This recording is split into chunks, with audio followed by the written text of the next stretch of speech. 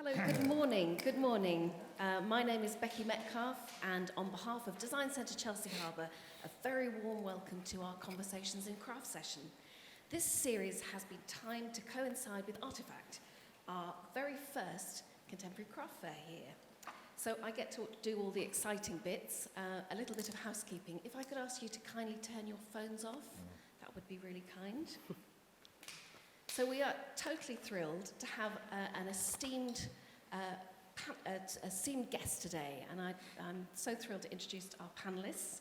Peter Ting, co-founder of Ting-Ying Gallery, Shiro Muchiri, founder and creative director of SoShiro, and Nazy Vassegh, founder of Eye of the Collector. And who better to speak to them than Grant Gibson, podcaster and writer. I think before I hand over to you, I think we should give them a very warm welcome.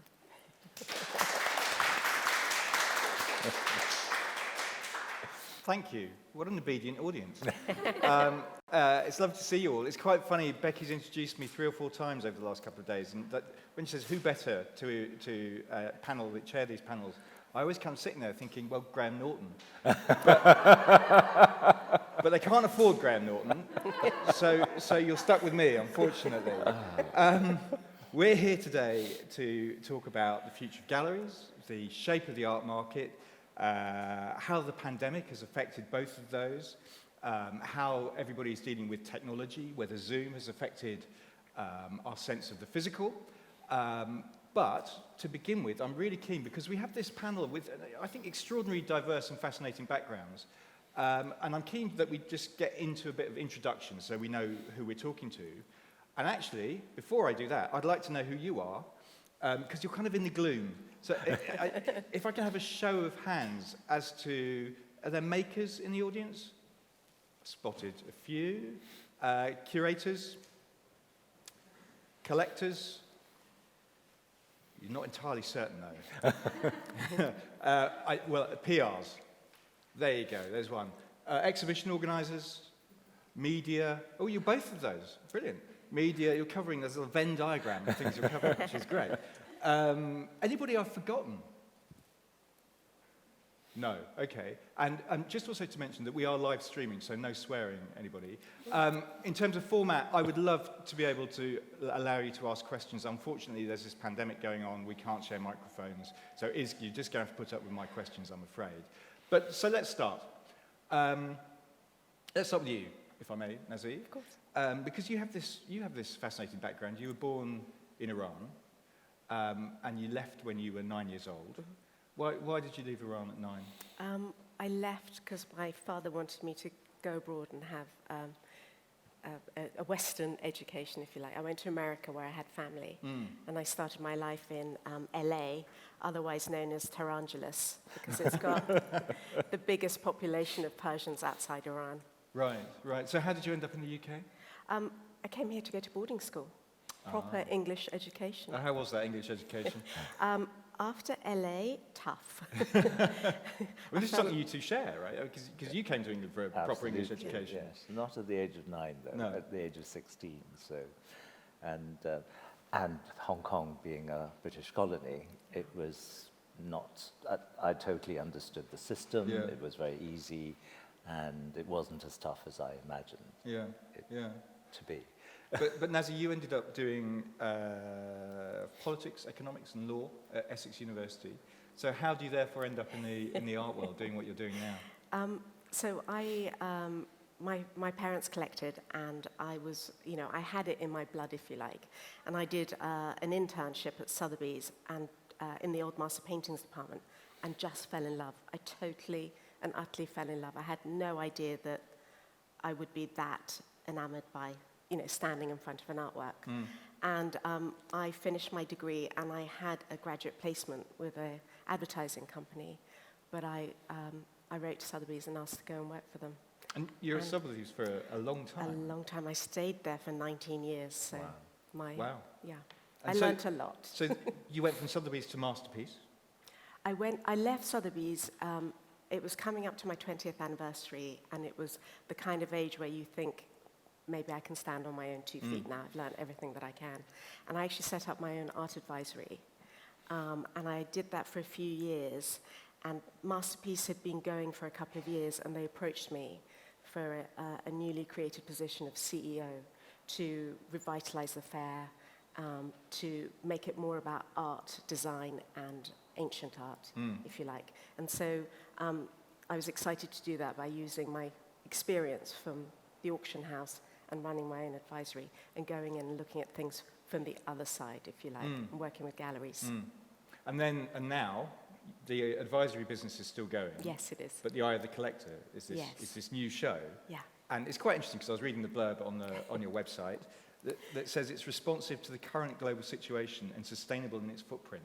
It's a new kind of show, is what it's basically saying. So can we talk a little bit about Eye of the Collector and the thinking behind it? Sure. So Eye of the Collector is about cross-collecting from ancient to contemporary. It's a boutique kind of art fair, and we're not going to have any booths. It's taking place in Two Temple Place, which is the former apartment of William Waldorf Astor.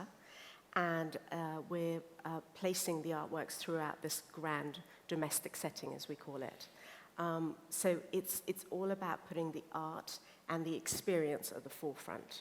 So that's what it will hopefully make you feel something as you walk into the building and are guided through these incredible historic rooms. Very good. So now we know about you, Shiro. You were raised in Kenya. Yes. Trained in Milan. Yep. In interiors. Yes. I mean, how did you go from Kenya to Milan? Why interior design in the first instance?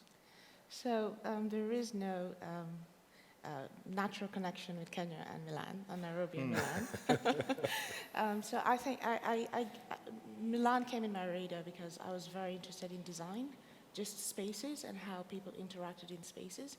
And I was quite sure that I did want to do architecture, which is what you would do had I stayed in Nairobi. But I wanted to do interior architecture where I could actually relate the personal experience with the space.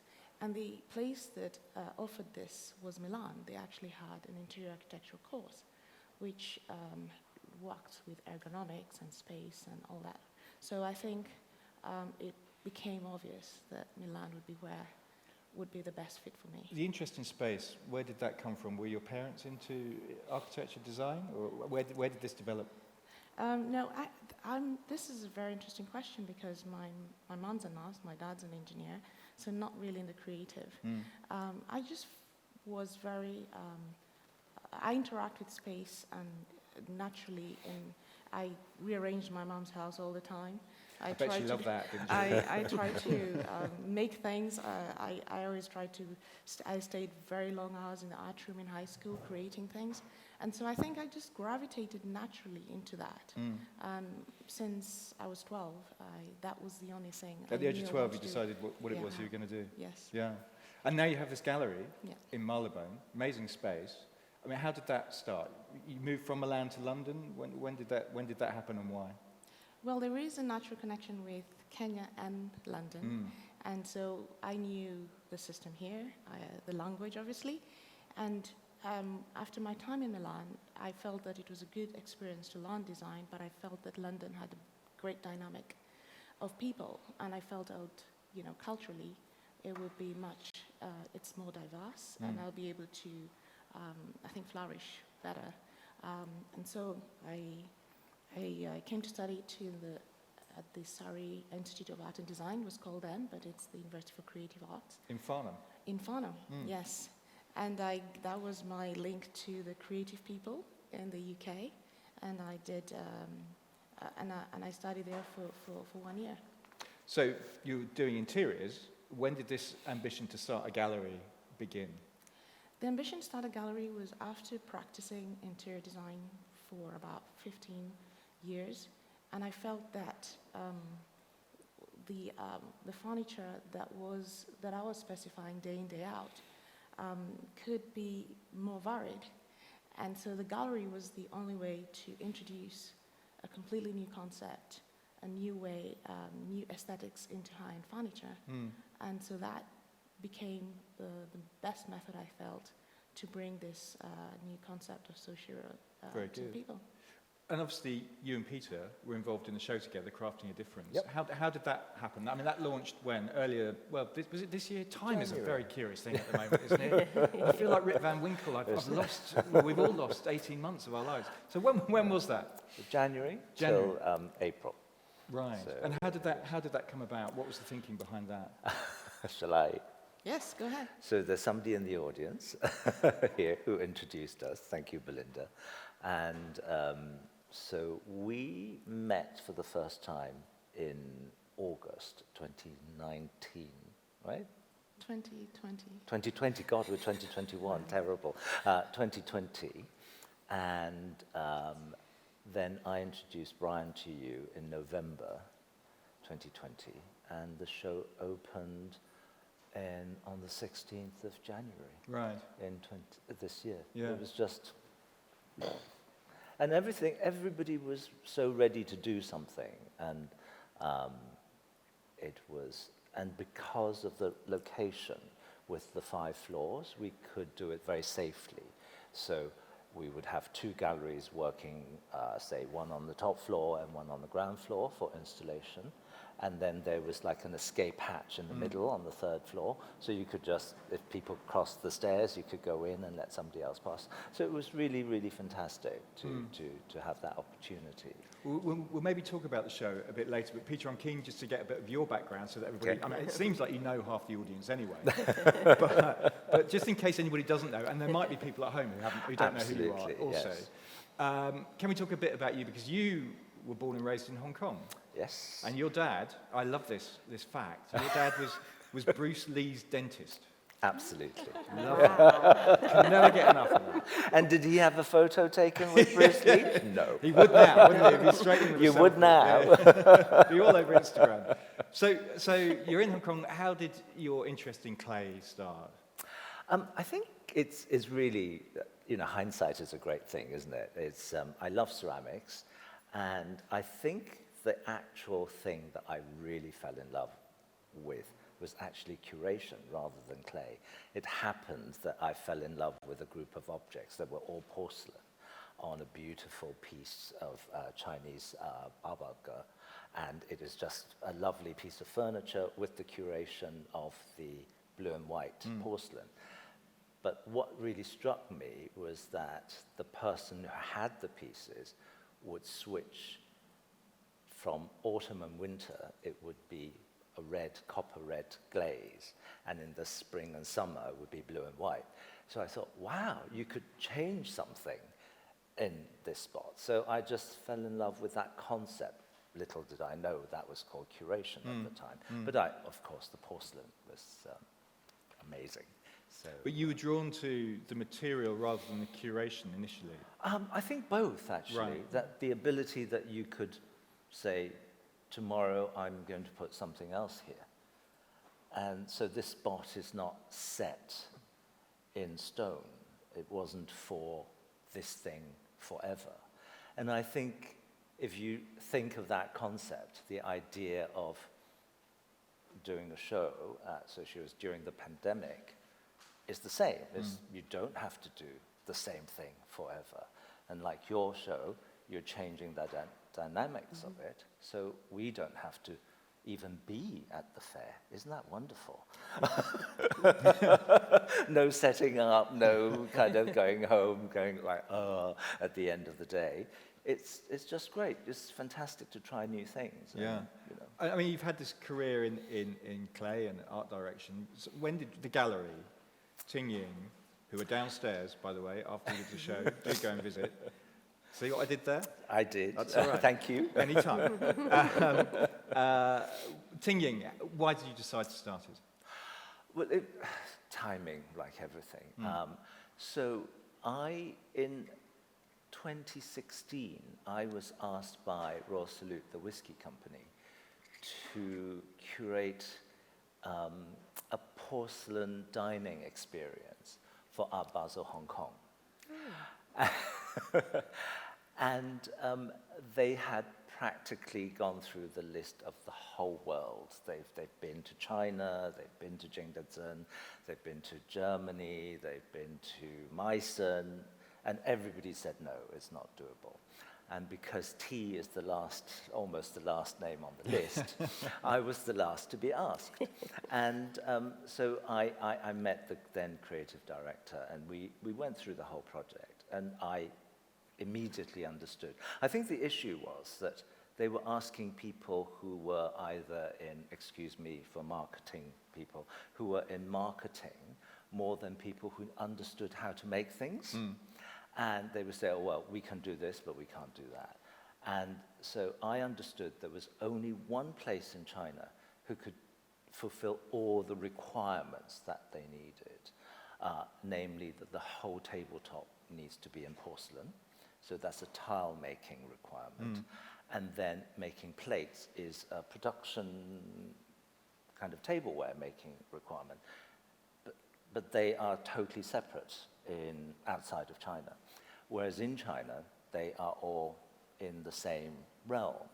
So we went to Dehua to make it. And I said to them during the interview, I said, before I say yes, I need to ring one person. I've never met Ying Jian before. I knew of Ying Jian. I met his wife, Eva, who used to run Design Shanghai. And so I called him. I said, we have this project, and I'm about to say yes, but I would only say yes if you would say yes. And he did. And then we just got on like a house on fire and started the gallery. And was it obvious what shape this gallery would take? Because it's quite interesting, because you have bricks and mortar. I mean, you do have bricks and mortar, but not in a conventional way, right? No, totally. Yeah. It's really interesting. So I think the current situation is exactly my life when I first started the gallery, because Ying Jian was living in China, in Dehua. I was living here. So we would fix a time, which is 3 p.m., which is now between us, we call it the old time. So we would always say, oh, call you at the old time, which is 3 p.m. London time, and 7 or 11 p.m. China time. So we would have that arrangement, and everything was done on what we call WeChat, which is like Zoom or WhatsApp. And we just started that way, and it has continued. So entering Zoom, entering WhatsApp, video calling is just really natural, natural progression. But you didn't want like a showroom or a space in London, or Europe, or wherever? No, because I think it's very binding. It ties you down. And it wouldn't give you the freedom to say, oh, we could go to Basel to do something. We could do something in London. We could do something in Shanghai. You know, that's the excitement of it, isn't it? Like Eye of the Collector could go into another wonderful building. We could go anywhere. Exactly. So it's binding and it ties you down. Discuss. And staircases. I've been always on the move. I don't mind being tied down for a period of time. Yeah. And, I think I was still exploring what we can present and bring, what we can do. And to do that, you need a base. And then you can then focus on how you're going to curate the various pieces, what kind of activations you might have, and what people you might meet, and projects that might be born. So that base needed to be there, where people can keep returning to and coming to you with ideas and what have you. And I think that was made me feel that a base would be good. It doesn't stop. Collaborating has been amazing. It doesn't stop going somewhere else. Yeah. And if I did that, I would be with a group or 2 or 3 other galleries and combine the effort. Right. Because you can still learn, but that was the main reason for wanting a base, needing a base. So, I mean, we've now got quite a lot of background. Everybody knows who everybody is, which is great. I have a timer with a ticker here. It's a bit like 24 with Kiefer Sutherland. I don't know. And to keep the Graham Norton comparison going, if I overrun, I've got a feeling this chair will just go backwards and the whole thing will stop. Anyway, so I've got 26 minutes and 17 seconds to get into the meat of this, which is fundamentally how the pandemic has changed the art market? Now, I know it's kind of early to tell, but maybe we can talk about experiences over the last 18 months. I mean, Nazy, can you give us a kind of an umbrella take on the last 18 months for the art world? Sure, I'll try. No pressure. I'll try. But you are representing the whole art world now. Well, if we think of two major things that have impacted the art world the last few years, one is Brexit and one is the pandemic. Brexit paralyzed everybody even before it happened because we were worried about whether we could trade, whether London would remain the center of the art market, what it meant, etc. I remember we opened Masterpiece in June 2016, just after the vote, and I had 18 interviews with journalists on the opening day, and it was all about whether we were selling because of the impact of the news of Brexit. So that was something that kind of paralyzed us when it hadn't even happened. And were you selling? We were selling. We noticed the shift. People selling in sterling were doing much better because suddenly sterling had dropped and Americans and international clients were buying. So, you know, there was definitely a shift, but we noticed that sales were happening if you were selling in sterling, perhaps not if you were selling in dollars. You know, it was the fundamentals of the international mechanism of the art market, if you like, suddenly kicked in overnight. Brexit happened on Friday, we opened on Tuesday. So it was quite a big impact. With the pandemic, we went from running at 110% to like 0, almost overnight. You know, we were a little bit slow to maybe realize what was coming, but we had to pivot. We all had to evolve. We had to, in the case of Eye of the Collector, we were brand new. We hadn't even taken place. We had to cancel our first physical show, but still remain relevant in people's minds as something that hadn't happened, and get really creative. So we embraced the digital world, if you like, and we did that while still trying to remain creative by not just doing an online viewing room, but also doing the Eye viewing room, which was all about curation set against Two Temple Place, or set against a physical space to sort of bring it home. So, and I think that the art world has, although it was very slow to respond to online and digital, I think the last 14 months in particular, it really has had to do it. And I would say that the auction houses have been the most successful at achieving strong results for their major, what they're now calling marquee sales, whereby they hold a sale in London, then in Paris, then in Hong Kong, then in New York, all by different auctioneers, and it's live streamed. And you know, they've done it very effectively, but you know, there's nothing like standing in front of a work of art and maybe touching it, seeing it, smelling it, looking at it from a 3D perspective. But I do think that it's made us all a little bit more considered, a little bit more mindful. I'd like to think that I'm going to travel less, and that, you know, and I'd like to think that we're all going to do things a little bit differently going forward. Do you think that seeing things on the screen, we've all been looking at the world in 2 dimensions over the past 18 months or so, has that affected what people buy or are interested in? Yes and no.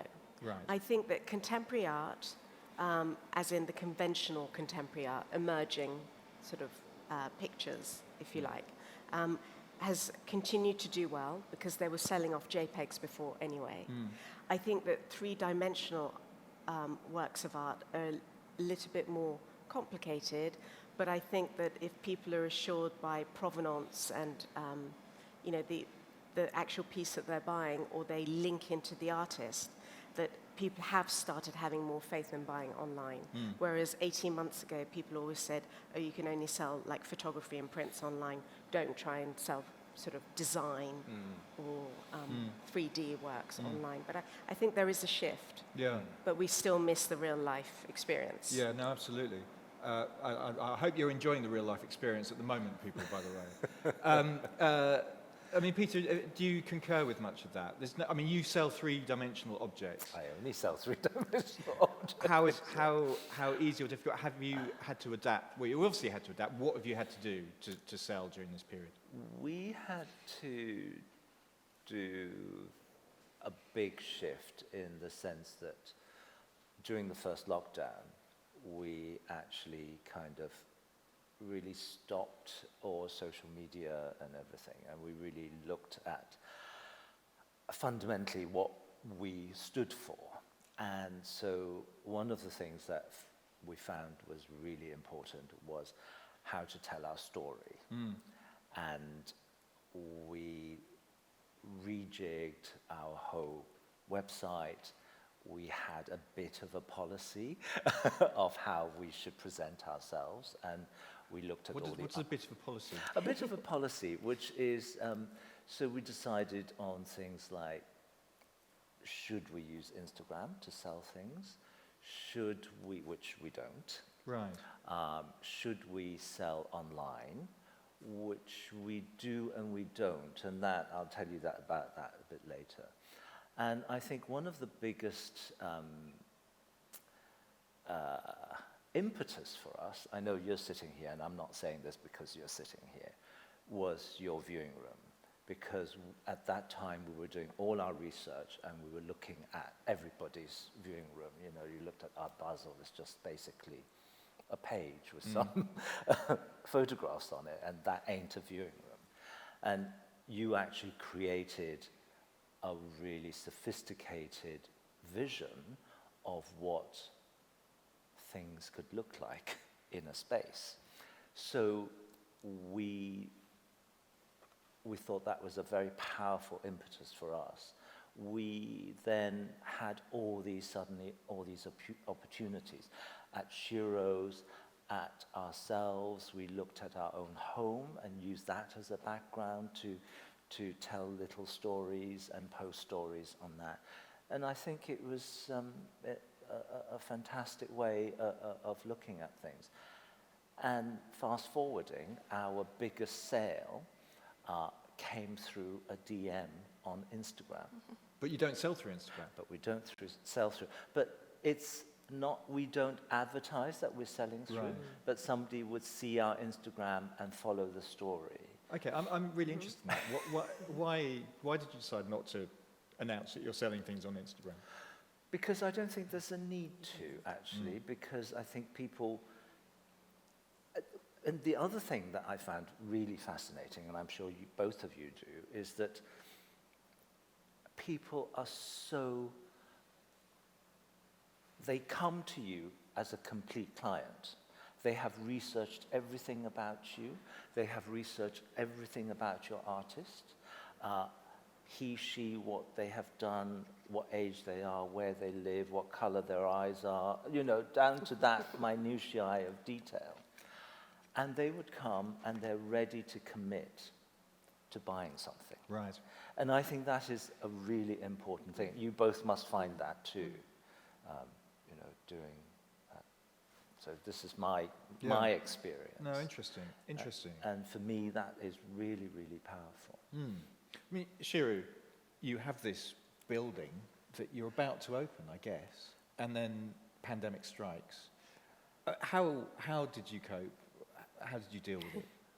Well, you know, I do remember when I was just setting sail and everybody was just interested to find out if they had enough toilet paper.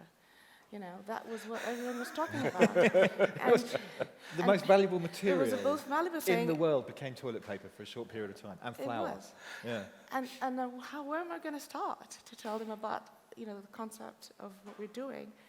So I think it was very difficult, and we had to think really differently, very quickly, and observe what other people were doing who had been there before, who owned galleries before, were selling art before. But I think I quickly came to the conclusion that people were learning how to, in the virtual space, I knew we had to be there for a while, and people needed to learn, for example, how to translate something they see virtually to then physically, and I think that's improving all the time. But I thought there was that learning space, and so the confidence to buy online was not going to be there, especially for high-priced items.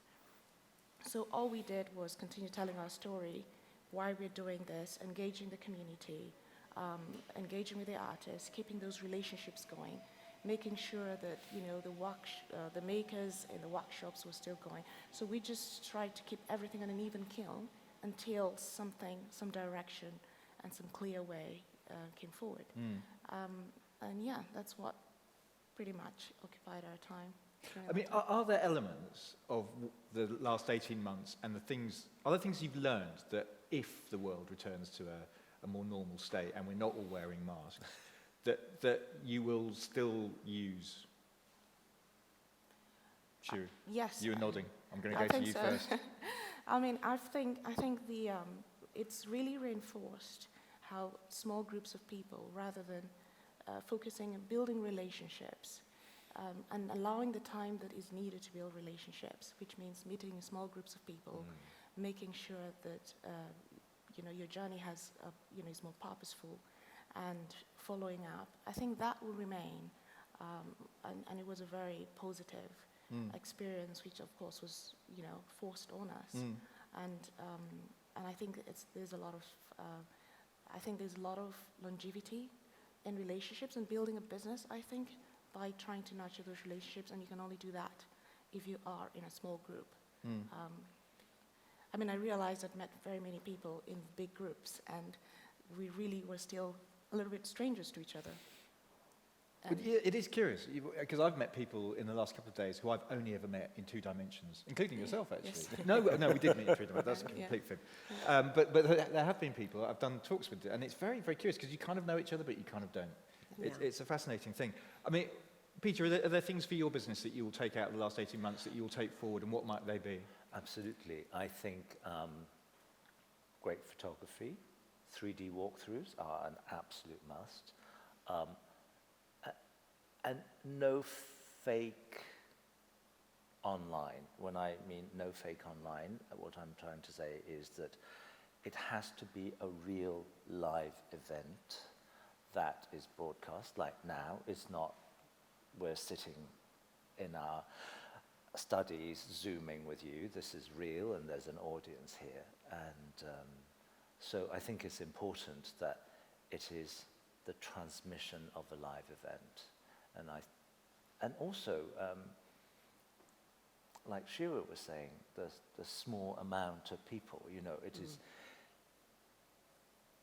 it's small is beautiful again. I think that is really important. And, it's not about the grand floral statements that we see that you walk in. Yes, they're all very, very beautiful. But now, a small thing that's flowering from your balcony in a small vase on your desk that people can see, or on a table in a fair, tiny little fair like this, 14 galleries and a couple of collectives. So I think that's just really special. I mean, do you think the fact that people won't be travelling as much, likelihood that people won't travel as much, will that affect the art market? Yes, I think it will, but I think that what we've all touched on is this, what we call a hybrid model. So you have your physical event, and then you also have, it's supported online in some way, whether it's a live stream or an online viewing room, etc., so that you're happening locally for your local audience, but that people who can't travel or who don't wish to travel can also have access to you through the digital realm. And I think we're going to see more and more of this hybrid modelling, if you like. And with that hybrid modelling, it seems to me that what's come out of this talk, but as it come out of other talks that I've done in the last couple of days, is this needing to really have your narrative very, very sharp. It's really increased the notion of, well, you talked about provenance, but also storytelling is now incredibly important. Yes, and authenticity. Going back to you saying real, whatever the real will be in what you're doing. I think you need to be authentic, you need to be true to yourself, and you need to talk to your audience. And you don't need to be all things to all people. Yeah. I think that's really important. So we've had the pandemic, but within this kind of tumultuous 18 months, there's been the rise of Black Lives Matter, there's been the Me Too movement. I mean, I'm interested in that, whether those events have changed the work that artists are making, but also what collectors want to buy. Shiro, can I come to you on this? Diversity, basically. Are people more interested in diversity in terms of what they're buying and what people are making? I think there's a surge of interest, for sure. And I think there's a surge for the figurative art, block art or block-led art. I think the interest has grown, and I think the art was always there, the artists were always there, and I'm hoping that this new interest would more or less not be a trend, but remain. And this becomes a very short, sharp phase of learning that we not stop at the block art, but there's also other artists, other kind of aesthetics, other kind of makers who could benefit from people looking beyond, and beyond the whole creative industry and the whole and globally, a global view of creativity. I mean, which, Peter, has been important to you. Obviously, you came and devoir was a vital part. Well, is a vital part of what your gallery does. I mean, was that your intention when you set it up? Absolutely, and we must not forget that Marco Polo, when he came back from China, the first piece of porcelain was actually from devoir, and the word blanc de chine was used to describe that piece of porcelain. So the authenticity has always been there. And it's just kind of saying, hello, it is actually in China. It is made by Chinese craftspeople who have done this for 1,000 years. So I think that's quite an important thing. And I just want to slightly revisit something that you mentioned earlier on. And I have to say that all through the pandemic, it has been nothing but great positive feedback and feeling from our clients and people who look at us and what we do, because I think there is beginning of an understanding that you are actually doing something that is true to yourself, that you are telling the message that people want to hear, and those people who haven't heard it before welcome that message as well. To the point that we have placed 4 artists in 5 museums since the beginning of this year, totally through Zoom, through personal contacts over the internet, and that is incredible. And if you don't get your message right, that would not have happened. So, I mean, was education an important part of the gallery when you set it up? This notion of telling people about devoir and what goes on there? Oh, I hate to use the word education. Well, I just used it. You don't have to use it. I just used it. I would use the word storytelling. Okay. And I think storytelling being authentic. So for me, I have 3 very simple missions. There's kind of sidetracking, but one is to showcase Chinese diaspora artists, and you can see that on my booth. I also wanted to showcase artists who are really important to me when I was studying and when I was being formed. So I would, and a lot of them are women in their 70s. One of them is sitting in the audience here. and they were just really important people that need to be reminded again that, look, what Carol did then is as relevant today, if not more so, and how important she is. And then to give people who have talent a leg up and say, okay, I'll show your work. Can't guarantee I'll sell it, but it's there. People can see. And if you don't do these for other people, that's, people helped me in the past. If I don't do that, then that's not right. Yeah. I mean, Nazy, I'm interested in what's happened over the past 18 months. Has it fundamentally changed the art world? Will it not turn back? Is it more than a trend or a fashion?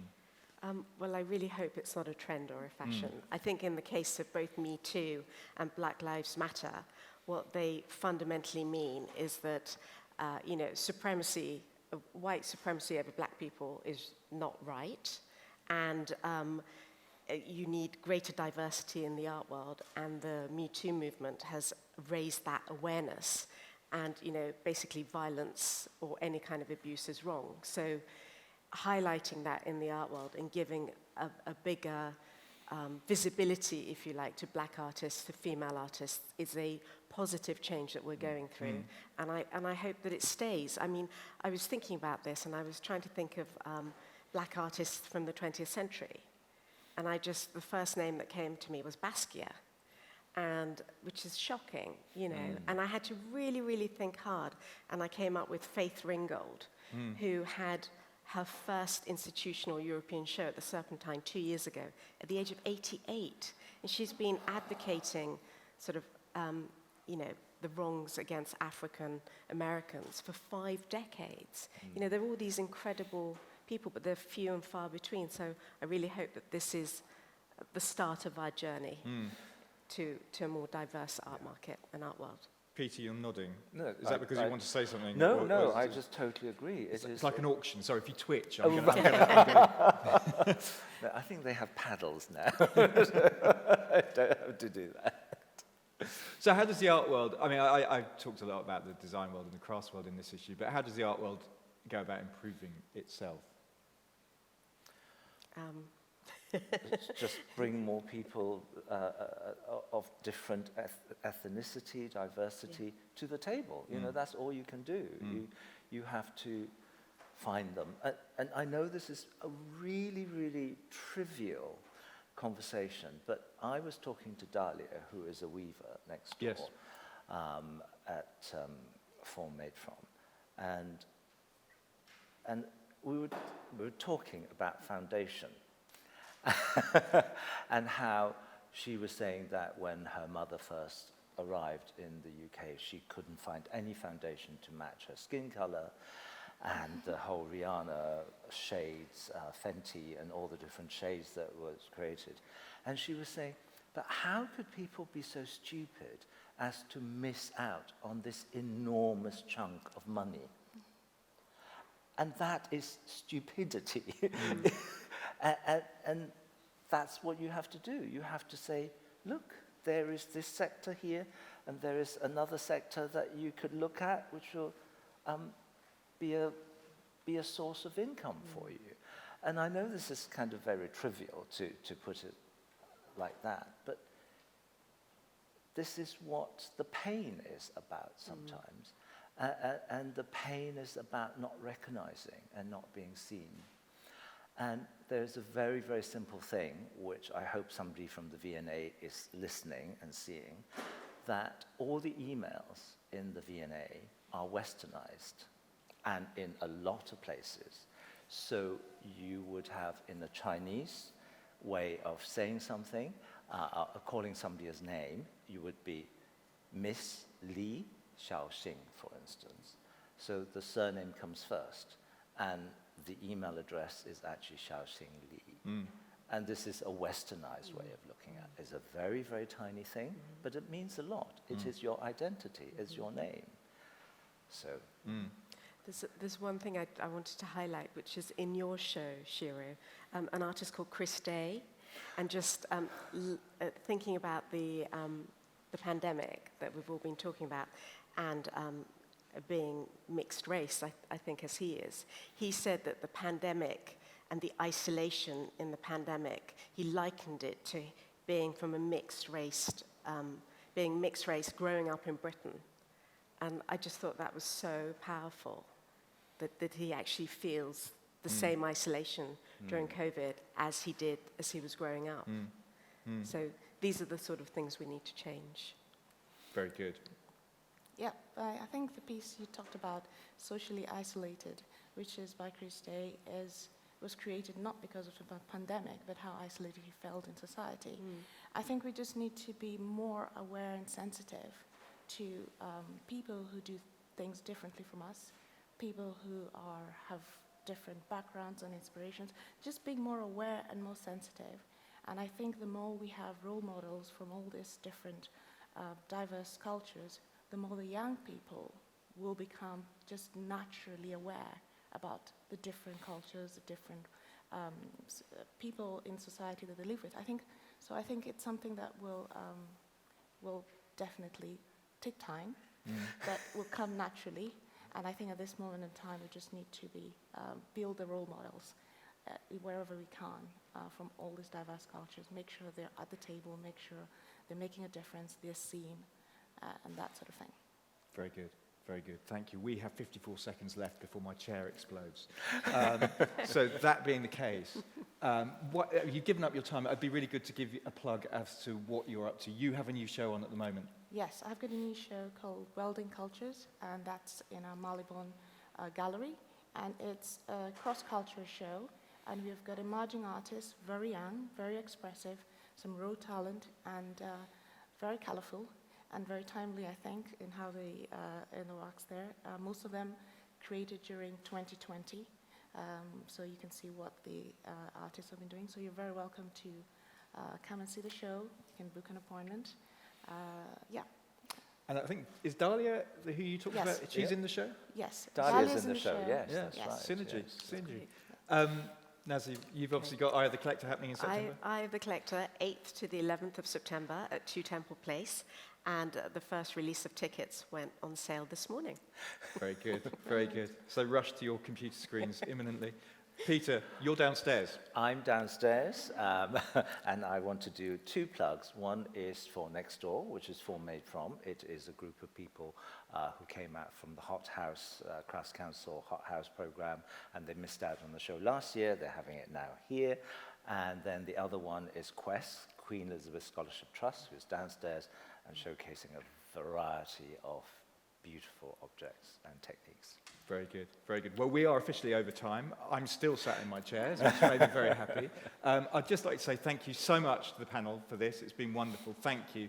Thank you very much for coming. You have no idea how good it is to see people in 3 dimensions, albeit in a slightly gloomy room. As Peter has mentioned, there is a show going on downstairs. Do go and check out some wonderful work. My name is Grant Gibson, and that's it. Thank you very much. Thank you.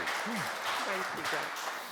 And a very big thanks from us too. Goodness me, what a fascinating session. I think you've made us fall in love with curation, actually. And you've just remained so creative over the last few months. But such consideration, such thoughtfulness in everything you do, forging relationships and making connections about craft.